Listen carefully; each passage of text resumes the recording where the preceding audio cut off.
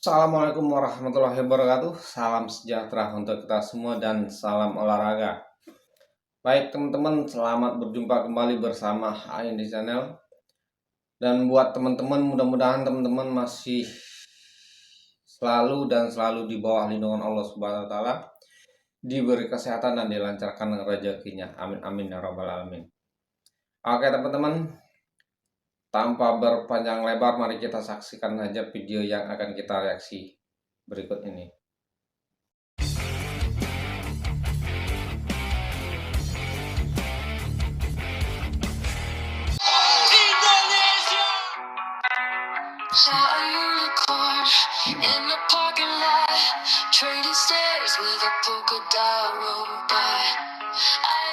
Pertama-tama sebelum kita simak video ini, Mimin ingin mengajak teman-teman untuk mengurangi ekspektasi kalian pada timnas Indonesia di ajang AFF. Apalagi memikirkan untuk merengkuh gelar juara. Anggap saja jika juara adalah bonus, dan jika tidak, maka hal ini gak jadi masalah. Karena yang terpenting, para pemain muda tim Garuda bisa mendapatkan pengalaman. Meski begitu, jika kita menyaksikan rival-rival kita di AFF ini, timnas sejatinya masih memiliki peluang kok untuk ke semifinal, bahkan partai final. Lantas, kenapa? Mari kita ulas sama-sama kekuatan dari rival timnas, persiapan mereka, dan seperti apa starting line up timnas Indonesia yang berpotensi jadi tim kejutan di AFF. Jika mengingat pasukan muda yang dibawa Coach Sinteyong kali ini.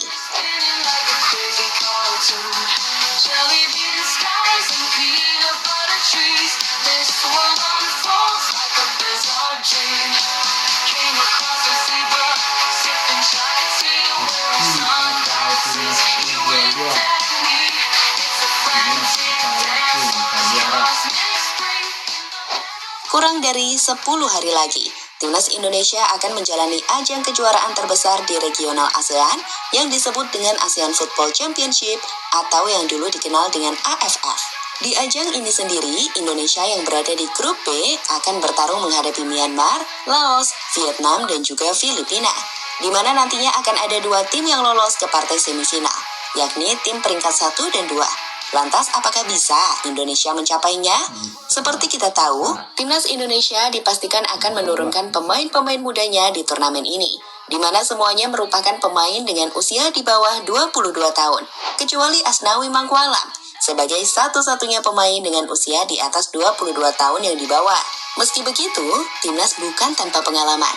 Saat di skuad usia muda, tak sedikit para pemain tim Garuda yang sudah pernah mencicipi bermain di timnas senior, seperti Hoki, Marcelino, hingga Muhammad Ferrari.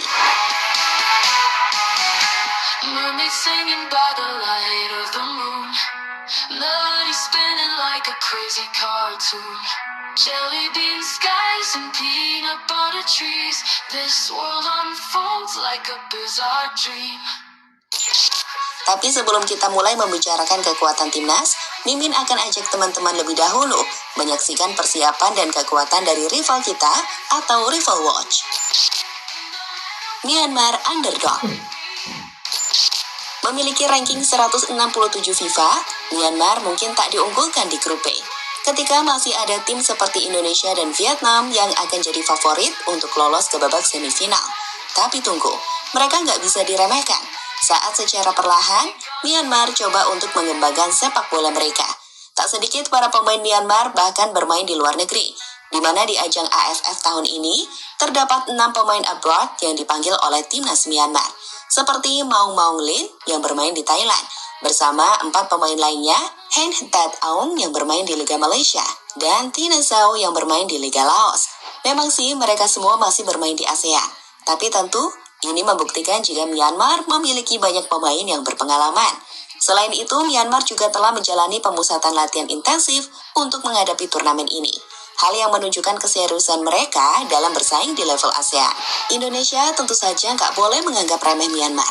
Apalagi kita akan menghadapi mereka di partai perdana di rumah Myanmar. Sebagai informasi tambahan, dalam 5 laga terakhir, Indonesia juga lebih banyak menang dari Myanmar, di mana Indonesia memainkan 3 laga terakhir, 1 hasil imbang, dan Myanmar sekali berhasil mengalahkan Indonesia.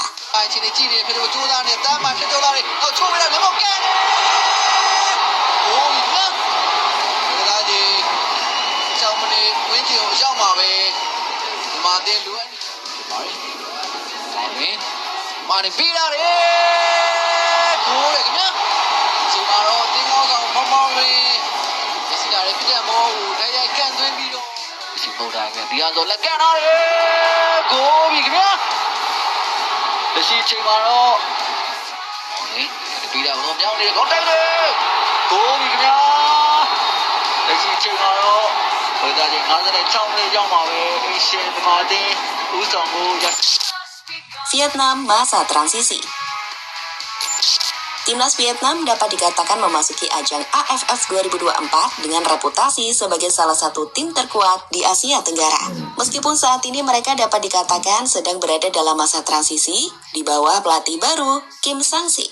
Tim ini mencoba memperkuat strategi dengan permainan berbasis penguasaan bola, menggantikan gaya pragmatis yang digunakan sebelumnya. Namun implementasinya belum sepenuhnya konsisten. Dengan hasil yang beragam dalam uji coba mereka, dalam 5 laga terakhir, Vietnam hanya memetik 1 kemenangan. Namun tentu saja, di level ASEAN, kekuatan mereka tetap dianggap sebagai yang terbaik. Di AFF ini, meski belum dipastikan bisa membawa pemain keturunan atau naturalisasi asal Brasil, Vietnam masih tetap menakutkan dengan sosok seperti Nguyen Quang Hai yang memiliki visi dan kreativitas luar biasa di lini tengah, hingga Nguyen Van Thuan, penyerang yang memiliki kecepatan dan insting gol sangat baik. Jelas, kalau melihat skuad yang dibawa Kim Sang-sik, Vietnam ini serius banget untuk AFF. Apalagi, timnas Vietnam ini sudah menjalani TC sejak 21 November di Hanoi, yang kemudian diikuti oleh kamp pelatihan di Korea Selatan dari 23 November hingga 3 Desember 2024. Indonesia sendiri akan menjamu Vietnam di Hanoi di partai ketiga, dan itu akan jadi partai tersulit. Meskipun kita punya modal yang bagus, saat dalam 3 laga terakhir selalu bisa mengalahkan Vietnam termasuk di kandang mereka. Kotak quen thuộc, đánh đầu. Dứt điểm. Goal! 1-0 cho đội tuyển Việt Nam. Hãy cùng xem là bàn thắng sẽ được tính cho Vĩ Hào.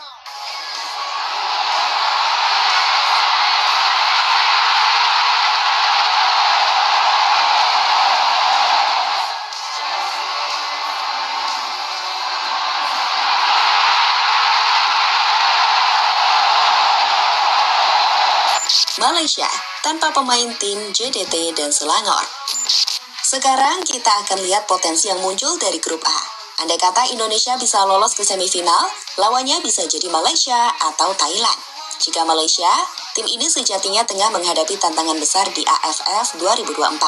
Pasalnya, beberapa pemain kunci dipastikan tak bisa gabung akibat kebijakan klub seperti Johor Darul Ta'zim atau JDT yang menahan pemain mereka seperti Dion Coles dan Arif Aiman. Hal yang tentu saja bakal mengurangi kekuatan tim. Meskipun begitu, Malaysia masih memiliki skuad yang cukup bagus. Terbaru, 26 nama pemain dipanggil, dengan usia rata-rata 25,8 tahun, termasuk 3 pemain yang bermain di luar negeri, seperti Hendrik, Muhammad Khalil, hingga Fergus. Jelas di turnamen ini Malaysia akan bergantung pada banyak pemain-pemain muda yang sebelumnya bukan jadi pilihan utama. Ada risiko kekurangan pengalaman di turnamen besar seperti AFF Cup. Meskipun tentu saja, tim ini tetap tak bisa diremehkan. Indonesia sendiri sudah cukup lama gak bertemu Malaysia. Dan andai kedua tim bisa saling berhadapan, itu akan jadi pertarungan yang menarik.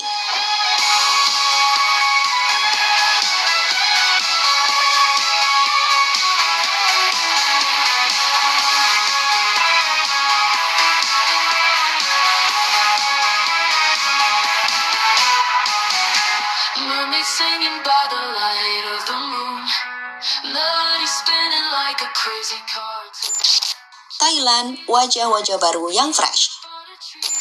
Sebagai rajanya Piala AFF dengan 7 trofi yang telah mereka menangkan, Thailand jelas akan tetap jadi favorit nomor 1 untuk memenangkan kejuaraan. Apalagi 6 pemain keturunan akan menguasai skuad mereka di AFF. Meski begitu, di AFF 2024 kali ini, mereka akan menghadapi tantangan yang besar saat beberapa pemain kunci mereka dalam beberapa tahun terakhir absen, seperti Teraton Bunmatan, Chanatip, Sarah Hyuyen, Elias Dola, dan Supachai Jaiden, yang tentu saja bakal mengurangi kualitas dan pengalaman yang biasa mereka bawa ke lapangan. Tapi terlepas dari absennya pemain-pemain bintang Thailand, 26 pemain yang mereka bawa gak bisa diremehkan. Dengan usia rata-rata 26 tahun dan adanya 4 pemain luar negeri dalam skuad, Thailand tetap memiliki potensi besar, terutama di lini serang dan pertahanan. Apalagi pemain muda mereka mulai menunjukkan potensi yang besar, seperti Patrick Gustafsson yang bermain di Liga Jepang. Ia adalah bomber yang akan jadi andalan nomor 1 Thailand di lini serang di AFF kali ini. Sementara itu, bicara peluang Thailand di AFF 2024, semua akan bergantung pada seberapa cepat mereka bisa menemukan keseimbangan antara pengalaman dan talenta muda, serta apakah mereka bisa mengatasi kekosongan yang ditinggalkan oleh absennya pemain kunci. Andai bertemu Thailand, jelas mereka akan jadi rival paling sulit yang dihadapi timnas Indonesia di AFF ini.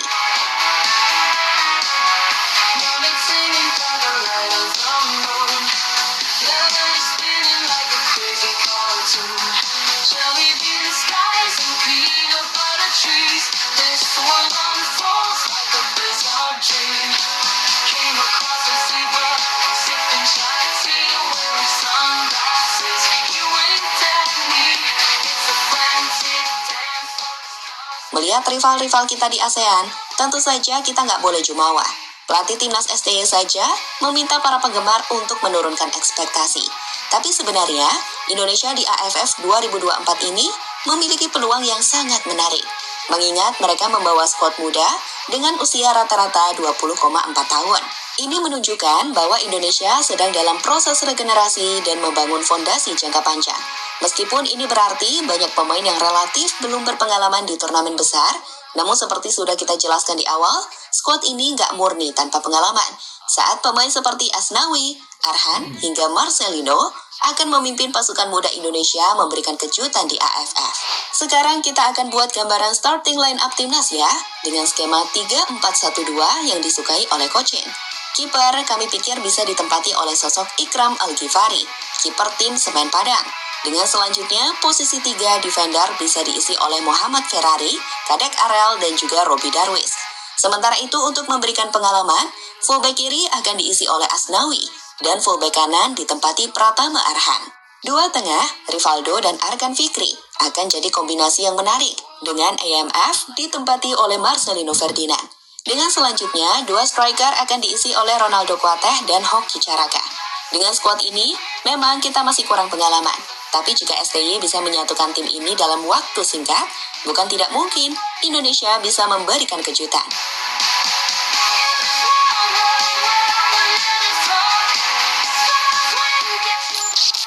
Jadi itulah perbandingan skuad timnas Indonesia dengan tim-tim lain di ajang AFF 2024. Gimana menurut kalian?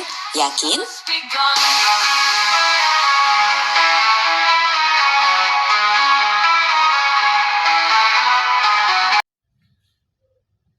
Oke teman-teman, demikianlah video yang barusan sama-sama kita saksikan.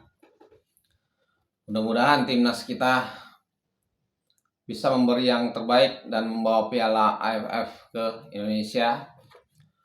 Walaupun kita tahu timnas yang bermain di piala AFF tahun ini adalah timnas U22, tapi insya Allah mereka bisa memberi yang terbaik.